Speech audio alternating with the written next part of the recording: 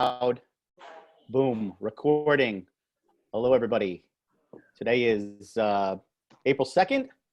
This is our second week of having a clients-only meeting via teleconference. I can't tell which screen to look at, this one or this one.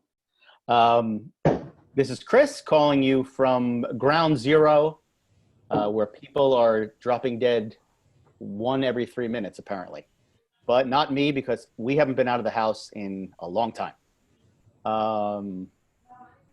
With us on the call, my brother, Director of Client Relations over there, Brian. I see Jim Zamillo coming to us from Maryland, our Director of Compliance. I see Avis, who is on our Client Relations team, coming to us from South Carolina. Mike Bouchard coming to us from Virginia somewhere. Scott Allen coming to us from Kentucky. Rick Vasquez coming to us from West Virginia, and Hank Yachek has joined us. We have engaged him for the purpose of being part of the call, so he falls under the attorney-client umbrella. Hank, where the hell are you anyway? Lexington, Kentucky. Another Kentucky guy. So you and Scott could get together if you were allowed to get 6 feet apart or 21 feet apart or whatever the numbers are these days. But you know, we might have someone call us on the snitch line here in Kentucky. So. Oh, there's a snitch line? There is. Oh, wow. Okay. So we did this last week. Our first one had about 60 participants. This has about 35. I expect that as I do these, the numbers will fluctuate depending on people's availability. But people can certainly watch the recording. This is being recorded. I see Jim Gilly in his awesome office. I gotta get him off. That's what I gotta do that. Come down and take notes at Jim's office. I see Megan. I see Sam pimping Epicor. I see Gina, Keith. A bunch of people. So another week has passed, another week in quarantine. Many things have happened across the country as far as stay-at-home orders. A lot have been issued. To my knowledge, only New Mexico, Washington, New York, and who are the other two that are still under that are still non-essential? Massachusetts and Massachusetts is waffling. They're letting manufacturers and distributors work, but not retailers now. That just changed. Maine just lifted. Vermont says no, which is crazy because you guys don't even have concealed carry there. Do whatever you want in Vermont, but yet you can't sell. Maine just came off the list. California is doing some crazy like county by county thing. I've been in touch with Chuck's office. He's, and we'll talk more about California tomorrow on the California call. But those seem to be the only places that are shut down. Everybody else is selling in some capacity. We had some great pointers last week on best practices that we circulated after the call on how to operate your business in these trying COVID-19 times. I'm trying to think of what else has developed over the course of the week. I know Michigan, I sent an email last night to Larry Keene because Michigan is still under in a state of confusion because their executive order by the governor says is following the advice of the CISA federal document that is outdated. So Larry Keene just texted me back and said that they're working on it, and there's other states with that same issue. NSSF has been really on top of things. Larry has been working overtime to keep everybody in business, so that's awesome. I mean, that's what you guys pay your trade organization to do. Anybody who wants, if you look at the bottom of the screen, scroll down there. There's a chat button. We're gonna put Matt on mute because Matt's noisy. There's a chat button down there, and you can speak to individuals, to me individually, or you could speak to everyone. So you know the chat does not translate into a recorded message. It goes away, it evaporates. Only our faces will stay. And if I put on a speaker view, then you really get to see me. Although I did take down the beard. I had to. It's itchy as shit. So I had to bring it down, and my kids didn't want to love me anymore. So other than the closures and other than the question about continued operations, we are convening for the purpose of talking about how things are going, what we can do better. I have to mute everybody. And then I have to unmute the people that we need unmuted. Brian, why don't you start and just give a little overview of how the week has gone from the perspective of people asking questions and help desk, client relations team, etc. Oh, let me unmute you. Geez, that's a rarity. We can't hear you. You are muted now. Now you're unmuted. Go. I'm unmuted. We've been bombarded. I mean, as you can imagine, you know, we do not focus on the state. We focus on the federal, but we are doing the best that we can to help everybody in each state at these times. You know, we do ask you to please go in. If you have questions, take a look in the library first. I'm labeling every question that comes in as COVID. And they will all, by tonight, everything, including every blast that we put out, should be up on our website to see any updates. But, you know, sometimes it takes us a little bit longer to get back these days. Obviously, as you can understand, dealing with the crisis on a skeleton crew, you know, Chris and I haven't even seen each other in the past 3 weeks, and we only live 8 miles away. So we're really, really, really under tight restrictions here and working around the clock. Keith in Arizona can tell you that you know, I'm on the phone with him 8, 9, 10 o'clock at night over here on the East Coast. So we've been bombarded. We're doing the best that we can. Things are changing by the minute. But thankfully, I have this great team around me to help keep you guys all updated. So please keep your questions coming, and we'll continue to answer them as quickly as we can. Yeah, well, I've seen a lot of help desk questions, and we're trying to get to them as best we can. I know I was emailing with Jeff Poet and some of the Michigan guys last night at like 9 o'clock. So yeah, we're trying to be there for everybody when they need us, and hopefully we are being responsive enough. If we're not, please call me directly. Many of you have my cell number. Excuse me. And if you don't, I'll give it to you later. It's not a big deal. Next on the hit list, I guess we can talk to Jim about anything that has transpired since last week. Jim, I know that one of the hot questions that came about had to do with driver's license expirations and their extensions. I don't know if you want to talk about that a little bit, or anything that you've hit on with ATF since last week. Sure, actually 3 things. The driver's license extension issue, if the state has issued an order that the expiration date on driver's licenses has been extended due to this pandemic, then the state has made a determination that that driver's license is still valid. So therefore it's valid for purposes of the Gun Control Act. And Brian actually came up with a great idea from the concept of, you know, sometimes when we have an inspection, they'll go back and they may look at more than 1 year. They may look at 2 years. And as you indicated in the past, Chris, people remembering what happened now, their memories may not all be that good. So Brian had a great idea with regard to it. I think it's currently item 31 on the 4473, where the FFL can make a comment. And he had it on the e-blast. I think I got this right, Brian. Something to the extent of expiration date on driver's license extended due to COVID-19. It was words to that effect, which is a great idea, because then it refreshes everybody's memory who is looking at that form, that the front shows it's expired, but that explains how the sale still proceeded. The other item was we're seeing some denieds change to opens, and I'll be honest, I had to look up what an open was. We had a client question on, well, what does an open response mean from NICS? They had several delays that were changed to opens. When you look in the, I'll call it the old white book, because the ATF has decided not to do a hard print anymore.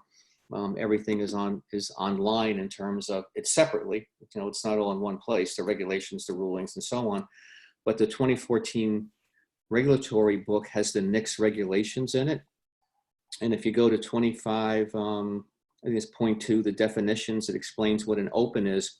And basically, an open is addressing a matter very similar to what a delay is, except that it doesn't have a cutoff period for you, an extended period like we saw in some responses. An open means that they found an issue with regard to the person, but that you as the licensee make the determination as to whether or not you want to transfer the firearm after the 3 days have elapsed. So instead of the FBI NICS saying, well, it's 15 days out or 20 days out and giving you a date that way, when it's an open, you make that business decision. But realize as well that they found a problem. They found something that they can't resolve.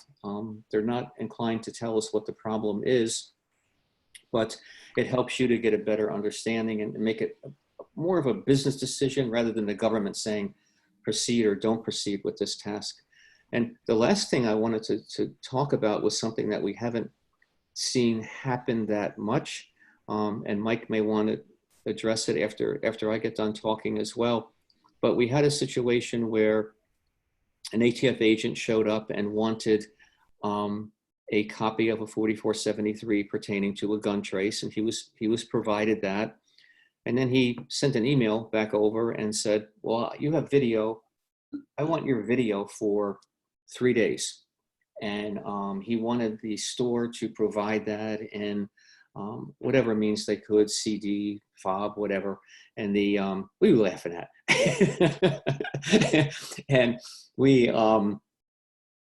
talked to the store, and the store has a system that's not, it's not like we might have in our homes like ADT or something like that. It's a locally installed one that they had issues with the time frame it was going to take for the licensee to give him the download. And he told him he could have it for him like in 3-4 days. Well, he wasn't happy with that. So he goes and he gets a search warrant, and he shows up at the store with a search warrant. He comes in and he says, I've got a search warrant.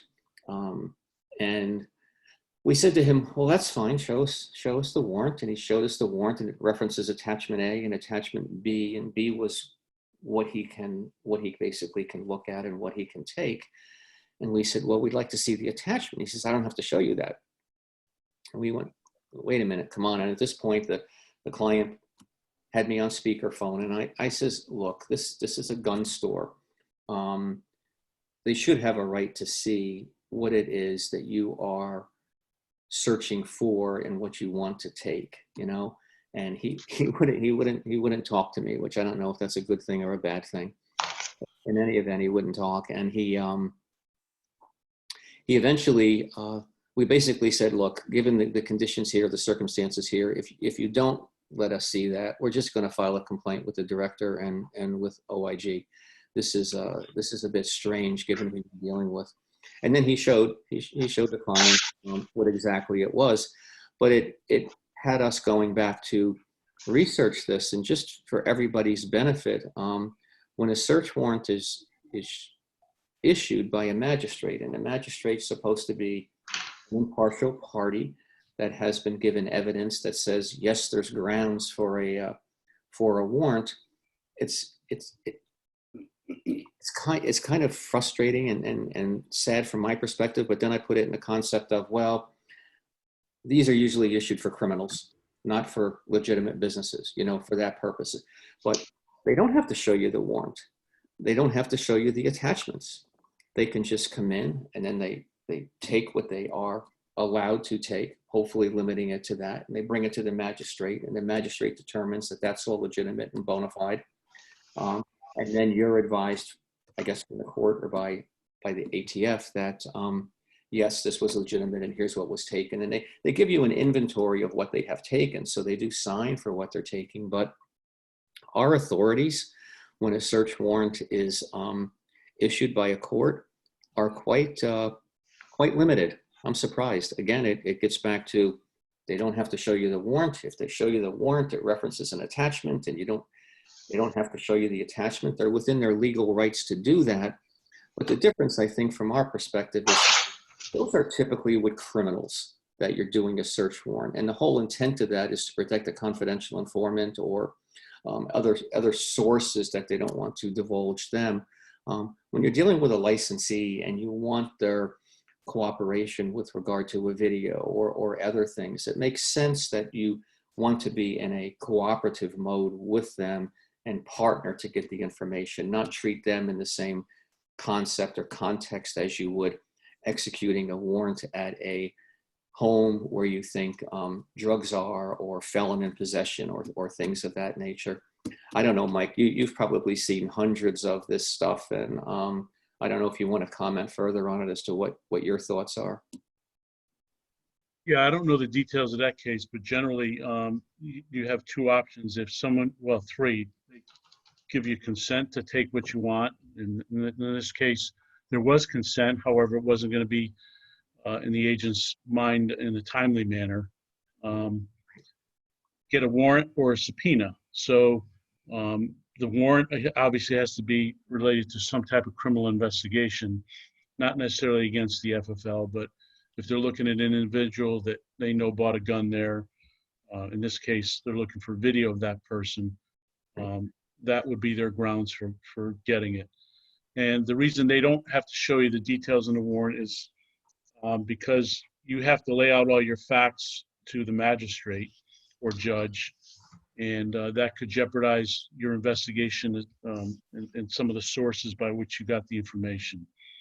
So generally, the front cover is just a very general, it's a signature from the magistrate or judge saying these are the things general of what we're searching for, and whatever they take, they have to leave the return on the warrant. They sign it, inventory, and then they have to bring that back to the judge with the return to say, here's what I was looking for, here's what I ended up walking away with. Again, I wasn't there, so I don't know if it was confrontational or how it was, but it's obviously not the best way to handle it. You know, you're still not going to get the video quicker in 3 or 4 days, because when you take the video, now you've got to go send it somewhere to have someone download it, and then you have to view it. So it's still going to take you 3 or 4 days to see what you want to see in the video, and you could have had it anyway. So again, not knowing what the back and forth was, you know, those were just their options. I was just surprised, Mike, at what the person's rights are who are, I guess the way to say it is being served the warrant or being served the subpoena. It's really quite limited, and it all rests on what is presented, I guess, to the judge or the magistrate, and then they make the decision that, yes, you've got the right to go forward. But I mean, typically we think, you know, someone comes with a search warrant, well, let me see the search warrant, let me see what you're looking for, and you don't have those rights. You know? Well, the person can petition court through their attorney and just say, I want to see what the grounds for the search warrant were, and as long as it's not involving any type of major security or jeopardized investigation, the judge will usually release that. I'll let Chris comment on that. But yeah, you're given a court order that you have to comply. That's basically it. Yeah, and I think what this lends itself to, and for everybody's edification, you know, why we're talking about this, is that these are different times and different things are happening. You know, it's not often that someone will come with a search warrant. It's more often the case that we comply with law enforcement, or we consent to giving them things, if so long as we're not the subject of an investigation or a target of a criminal investigation. The point here is that law enforcement agencies are acting a little differently in these times of crisis. If you have any questions whatsoever, please get me on the phone. Please get Brian on the phone to find me. Please call Jim, call Mike, call whomever, and let us help guide you through what's happening. People are acting funny. And that goes from the federal government to the state government to the local government to local police.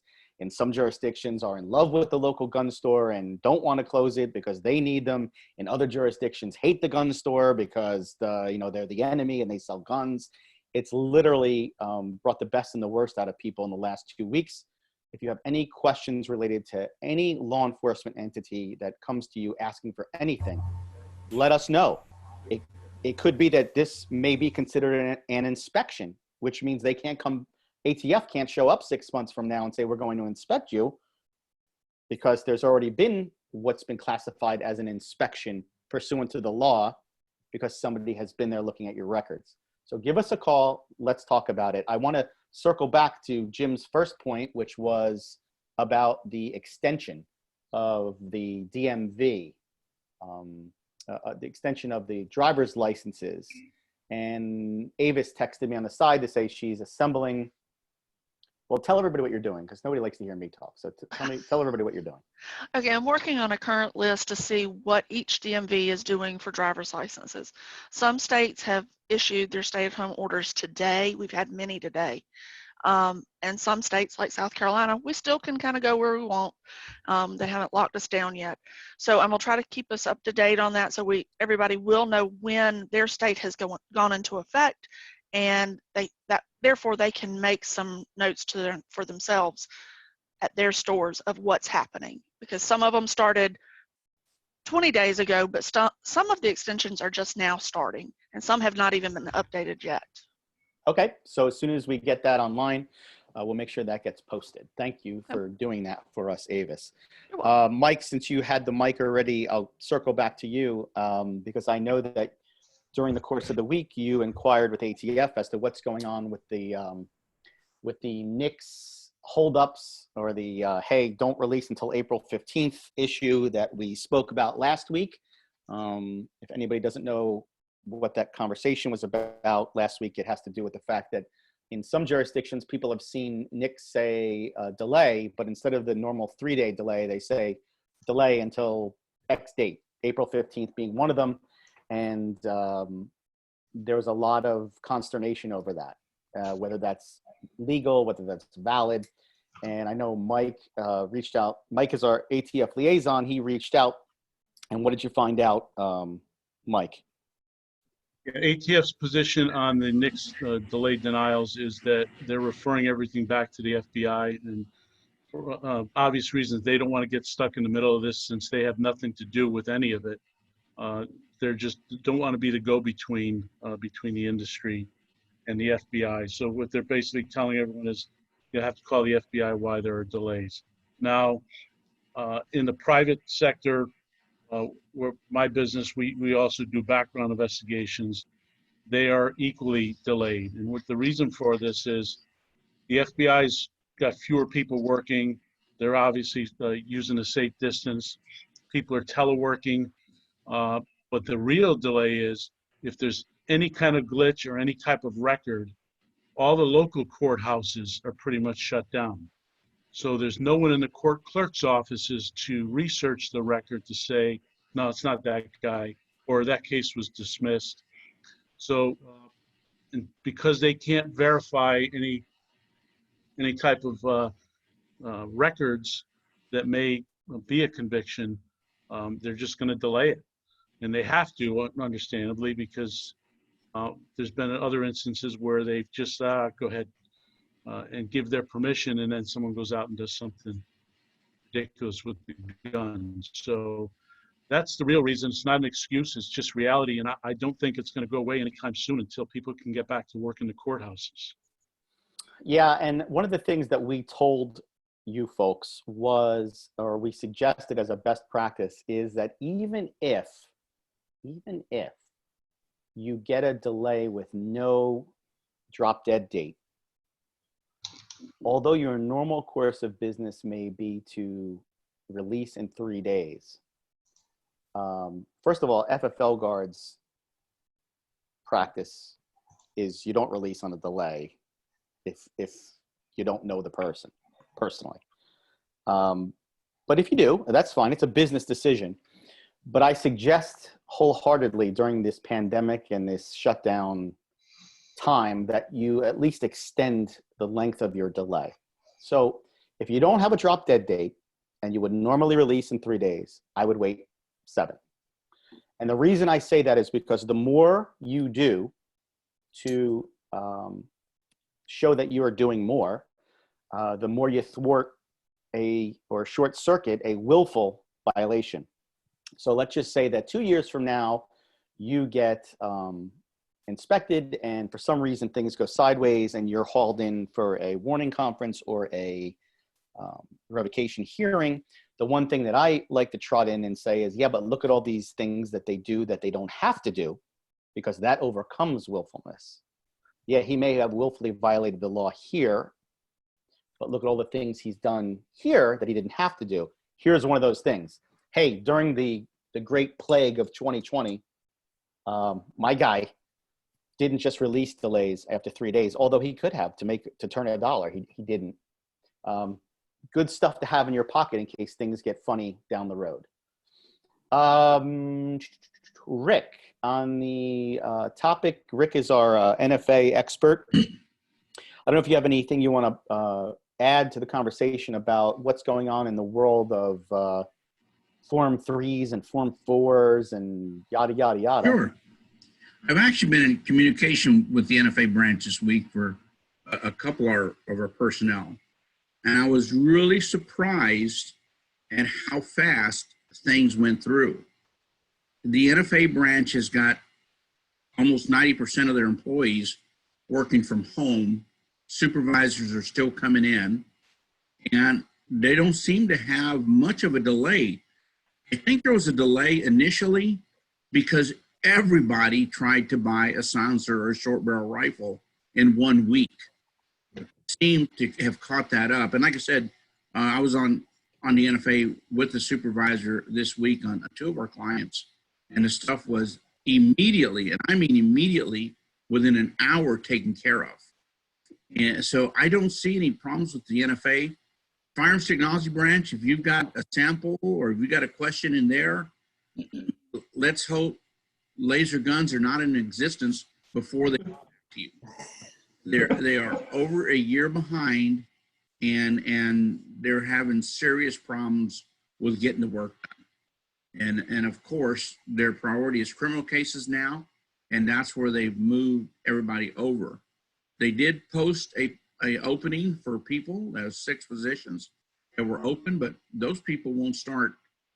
Even if they hire them by the end of 2020, they won't even be in the SKU to do work to the middle of 2021. So you're looking at a year before there's any advantage to the new hires. But other than that, I've had great results with EPS and NFA branch this week, and haven't seen any type of slowdown. Okay, well, I just gave you a thumbs up. I don't know if that shows up. I gave you a thumbs up for that. So a question just came, oh, and this reminds me now that I see Ed Beal's question. You can certainly ask questions in the chat function over here, or you can ask me to unmute you to discuss what's going on in your jurisdiction, which I'm sure everyone on the phone would love to hear. Ed just asked me, to be clear, we don't release on delays. In regards to is known to me, does that really make it safer legally? Because how do we really know anyone? Well, if you don't know your wife, my man, that's a YP, your problem, not an MP. I'm talking about people you really know, your son, your cousin, your uncle. Yeah, other than your inner circle of family or dear friends, then no. That's, you're right, you don't know anybody.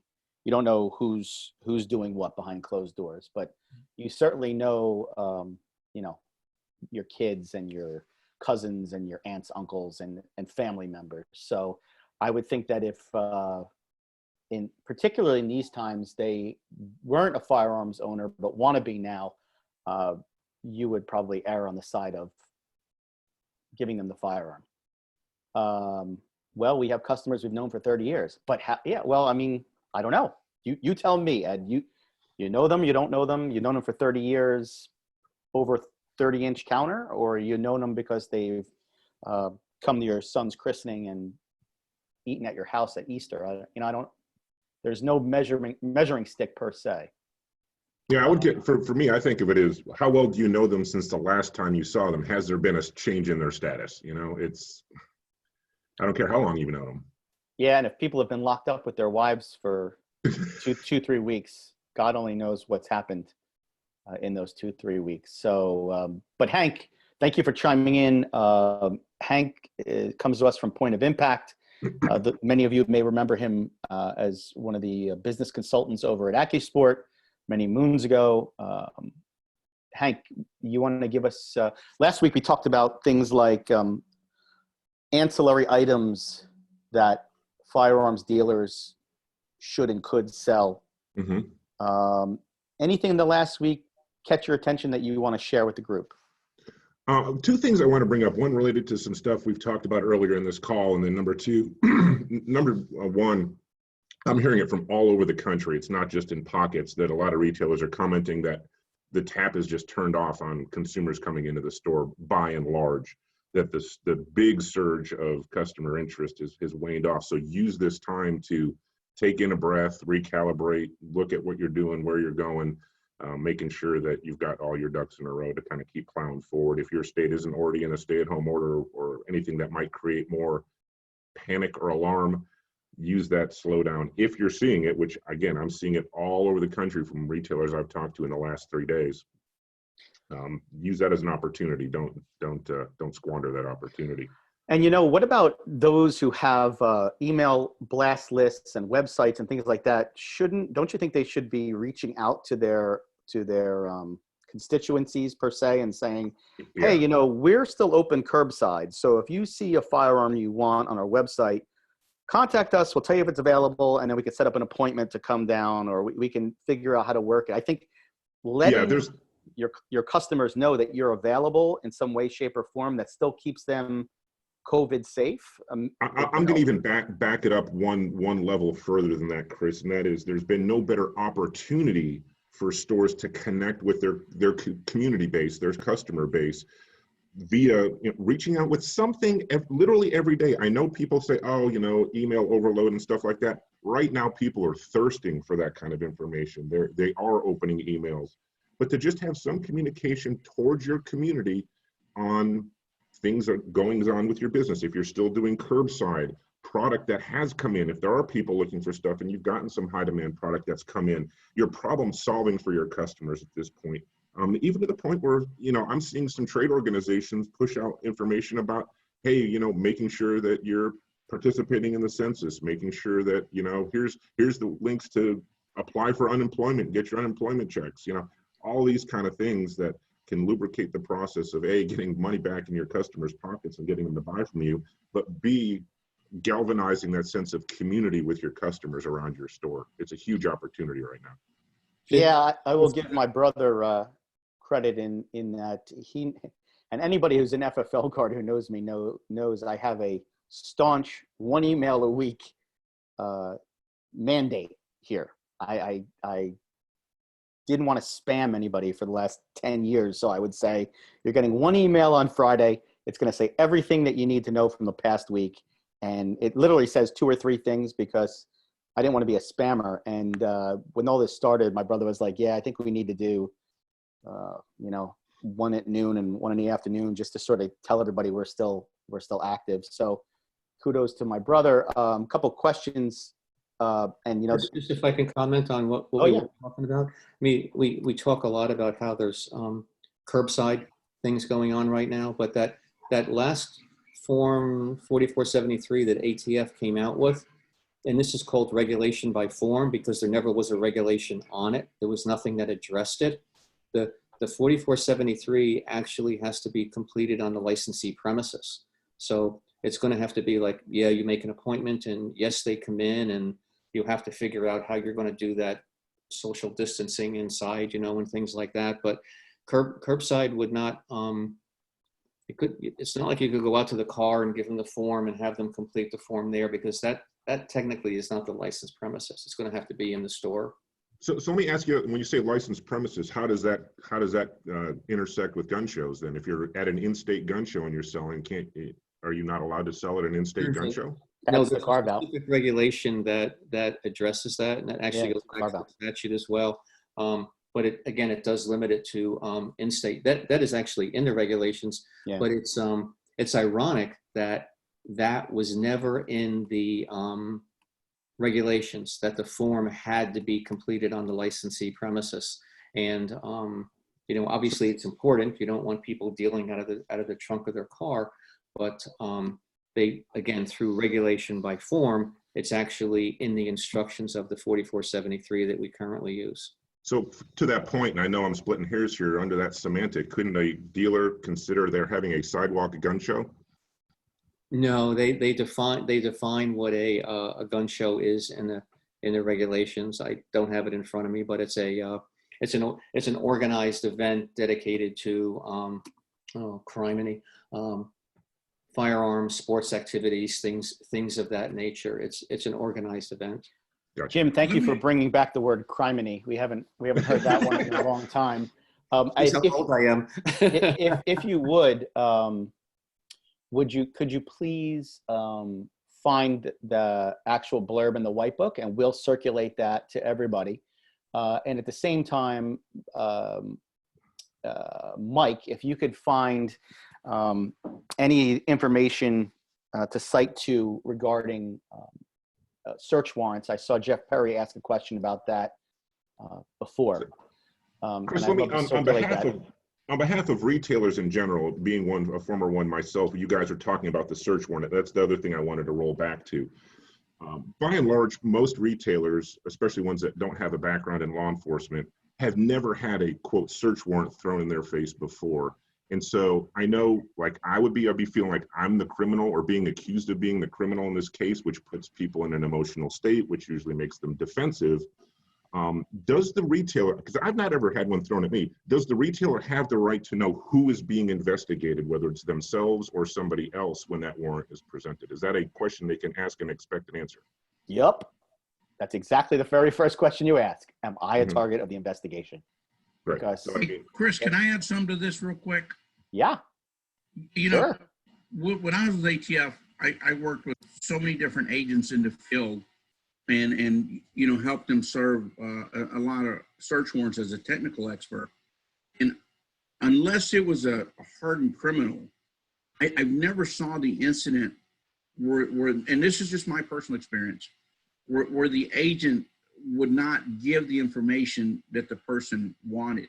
And since I've been with FFLGuard, I mean, you guys had me talk to a couple of different agents that showed up to confiscate firearms or something that had moved illegally. And each time, and I don't think it was just because I was a former ATF person, but each time they spelled it out, you know, as good as they could. No one here is in trouble. This machine gun was sold illegally, and we have to pick up every single one that this person sold.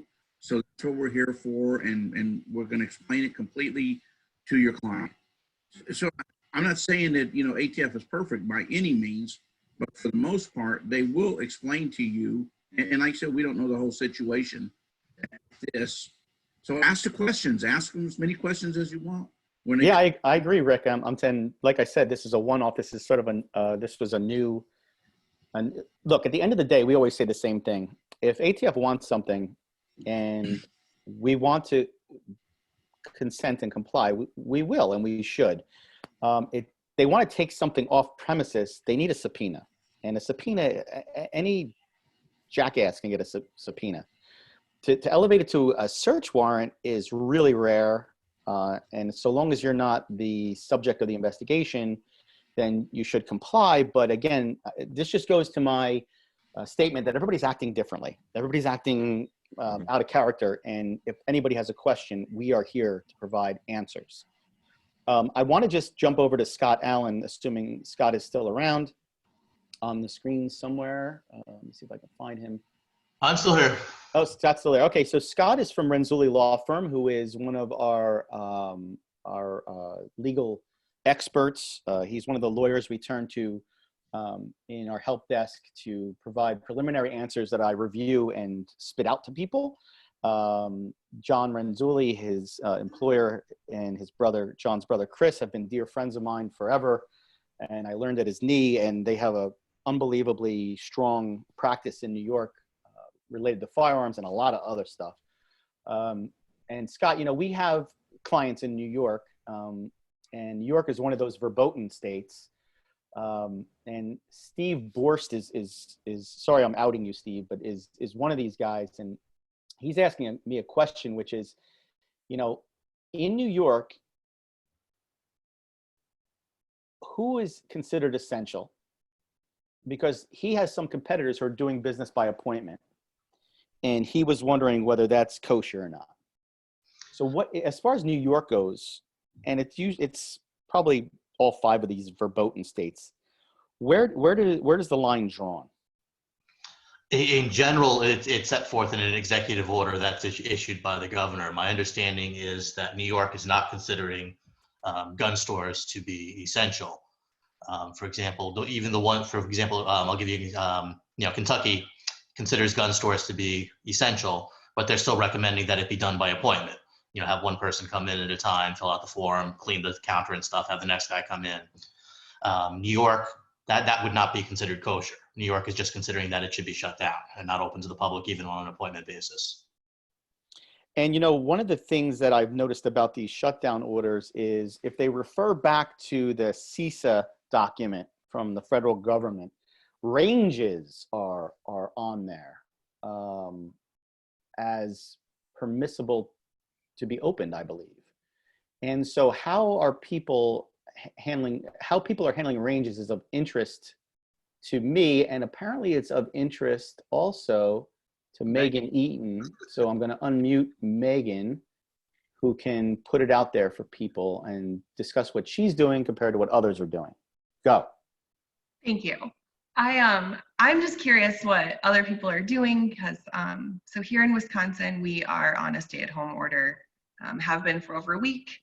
And we, once we got that order, we shut down our range. We were doing like social distancing and operating at half capacity. We shut down our range completely except for some training with our instructor. But I have competitors in Milwaukee, not very far away, that are operating as usual because no one told them that they needed to shut down their range.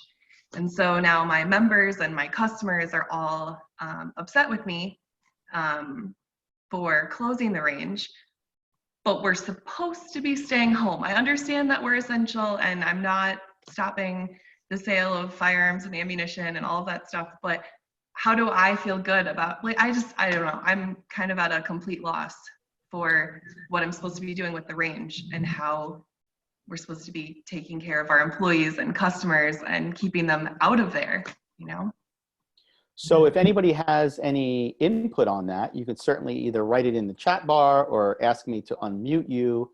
I see Debbie has chimed in privately to me that they use every other lane, and I'm sure they take all the necessary precautions that we've advised you to take and that the government advises you to take. I see Mass Firearms said even before there was an order, they decided to close the ranges. I don't know if anybody else has any range closures or experiences they want to share, but please, we'd love to hear from you. Megan has brought up a great question. George said that he closed up in Massachusetts before they even issued their order, because now Massachusetts is, Hank, what have you heard about ranges, and what does your man Doug Vanderwood tell you? Yeah, I've got kind of a direct question. I've had some people ask this because of the federal declaration of a state of emergency, the federal definition of essential business. If a business has federal contracts, does that supersede state mandates on closure or not? Well, it depends. What I've seen in certain state orders is it will say that if you have an essential contract with the feds, that you can stay open. Mm-hmm. And I know, by way of example, just because we're talking about Massachusetts, that originally, before they started waffling around, the guys at Cape Gun Works had DOD contracts which permitted them to stay open. So it depends on the state order. Where I'm going is in the federal guidance, that CISA document, CISA, mm-hmm. It specifically lists ranges in the law enforcement first responders section about essential workers being firearms manufacturers, importers, distributors, retailers, ranges, etc. So I didn't know how people were handling that, and I didn't know whether you Well, and knew of it. that's kind of the fog of war that I'm trying to clarify here, where some folks are like, you know, it's like mom's telling me one thing and dad's telling me something else. Who do I confide in? Because I don't, regardless if I'm going to win a legal battle down the road or not, I don't need the cost of that legal battle being thrown in my lap. The one thing I have seen that I will tell everybody is I haven't seen anything rise to the level of a legal battle, because I don't think anybody really knows. I think that it all goes back to, do I want to ask permission or forgiveness? Because the forgiveness is going to come pretty quickly. If you're open and someone comes to you and says, no, dude, you got to close, and you close until you get notice that you can be open, then there's not going to be any legal battle. This Right. is uncharted territories, and nobody's looking to make a federal case out of anything. Now, if law enforcement comes and tells you to close and you thumb your nose to them and they want to take it to the next level, that's a whole different thing. But I think the asking forgiveness part I've seen in Pennsylvania and Massachusetts and other places, in Michigan, has been fine. Everybody knows this is uncharted waters. What else do we have, gentlemen and ladies of the panel? To share? Question come in, Chris, on I can't. people in the stores. Did you see that one? No, go right ahead. There's a question came in. We're supposed to stay at home, but we're having people in the store socializing and waiting in line and so on. The only thing I can comment on that is that certain stores are limiting the number of people that can come in. And then the other thing I've seen is that stores have actually put tape on the floor, like at 6-foot intervals. Everywhere. And if someone gets too close, goes over that blue line, so to speak, they'll say, please stand behind that line, to ensure that they're maintaining that 6-foot recommended distance. And that's a simple thing to do by putting the markers on the floor that way. Yeah, that's a really, really great best practice that maybe we want to add to the bullet points, Brian. Yeah, even Home Depot, when I went over to Home Depot the other day, they have the line all the way outside. They have tape 6 feet away, all the way down the sidewalk. And then they call, as people go out, they'll call you. It's like being at a nightclub.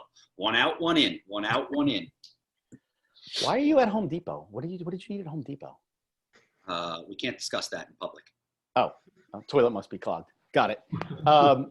Or a pipe bomb, No. There was something else. I saw that someone was doing a card system where they would have 6 laminated cards, and you hand it out and hand it back in. When you hand it back in, you Lysol it down and hand it out again. So you only have 6 people in the store at a time.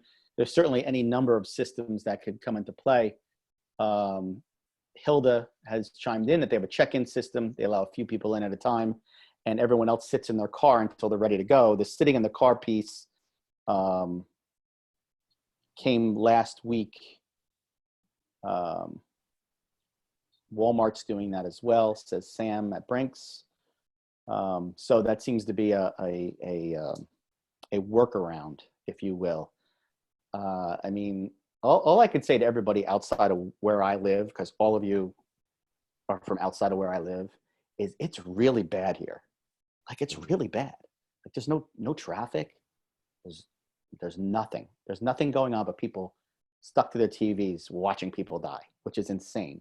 So, I can just tell you firsthand that even though it may not have touched you in Wisconsin and Florida and Texas and other places, you don't want to be touched like it's going on around here. Like, we're hunkered down. We are eating out of the freezer. Rick will tell you I've been prepping for years. So I'm armed. Didn't advise him. It was him. Yeah, I'm stocked and armed, and my wife has been sick with something other than COVID, but that has scared us to the point where we don't want her to get COVID on top of what she has, because her immune system's compromised. So we've been on major lockdown here, but it's crazy. It's absolutely nuts here, and it's making me rethink where I live. So to that end, if you want to err on the side of caution, it's stay home or really limit who's getting it. It is just a matter of time till it makes it out there, because I will tell you, as people flee hotbed states like here and go elsewhere, they're bringing it with them. So, you know, I don't know. Everyone's got to stay clean, stay safe, wash your hands every 5 seconds like we do, and try not to kill your kids, which has been a challenge. Does anybody have anything they want to add or put out there for everybody? Okay. Chris, I'd like to add something just about crime on the increase. I live in a rural area and close to West Virginia, beautiful place in the mountains. And 2 farms not a half mile from me have been broken into in the past 2 weeks. So I think you guys need to be aware of people who don't work and are willing to go out at night and take something that doesn't belong to them. I know you're in the gun industry, so everybody's more security conscious, but if we're starting to see crime increase in this area, in a more populated area, I think you're going to see a rise in that. So you definitely need to be on your toes, especially some of the young ladies pulling into shopping centers, if you're allowed to go to the grocery store, where people want to take stuff that you purchase for their own. So just be on the uptick. You can even look online at your county, and it'll show you every pinpoint of every crime, and it'll show how it's on the increase and where the most areas are that the crime is happening. So just for your own safety, think about that. Yeah, and here, Rick, we had reports. I live right outside of Newark, and for those of you who know, Newark, New Jersey is one of the crime capitals of America. I live outside, and we've been getting reports in New Jersey. Uh-oh. Scott, you want to get that? I muted it. We have people that are walking around in business suits with masks on, going door to door, saying they're from the CDC. And when you open the door, they'll kick in your door and do whatever. I mean, it's Newark, New Jersey. That's what they do. So it's been fun. But Chris, when we get to the end, I would like to do a little 5-minute help desk refresher, website refresher. If anybody wants to stay on the line, if they can't access the website, if they haven't accessed the website yet, I would like them to stay on, and I'm going to do 5 minutes. I'll share my screen and show them how it's done. Well, we're coming up on an hour, so I think we can certainly cut time. We can cut the meeting at an hour. Unless anybody wants to chime in, you're welcome to wave at me or say something in the sidebar, and I'll release your mute button. But if not, I'm going to stop the recording. I'm going to say keep sending your questions to us. Stay safe. My cell phone number, if you want to text me, don't call me because I can't talk to everybody. But you can certainly text me if you want, is right there. And I may just forward it to the help desk. I may forward it to Brian. I may answer you myself. It depends. But we will try and do this again next week, same bat time, 11 a.m. We'll try and keep it to an hour, try and gather everybody's info. If everybody wants to bring something, covered dish party, bring something to the party, we'd appreciate it. I'm going to stop the recording. If you want to stay on for 5 minutes with Brian, please do so. But everybody stay safe and wash your hands, and we'll catch up next week. All righty.